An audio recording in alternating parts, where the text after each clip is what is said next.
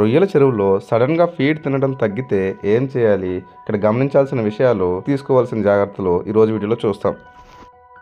ముందుగా water parameters ఎలా ఉన్నాయో చూసుకోవాలి.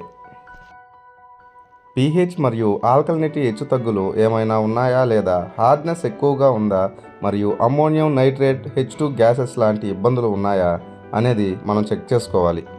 అలాంటి ఇబ్బందులు ఏమన్నా ఉంటే వాటిని సరిచేయడం ద్వారా ఫీడ్లు తినడం స్టార్ట్ చేస్తాయి.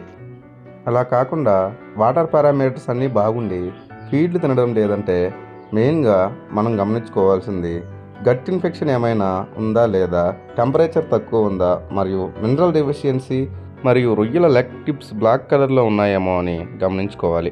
అలాంటి సిమ్టమ్స్ ఉంటే ముందుగా బాటమ్ అప్లికేషన్స్ ఇచ్చుకొని ఫీడ్తో పాటు గట్ ప్రోబయాటిక్స్, సాయిల్ ప్రోబయాటిక్స్ మరియు విటమిన్ సి లాంటివి కలిపి ఇవ్వడం వలన ఫీడ్ అనేది ఇంక్రీజ్ అవుతుంది.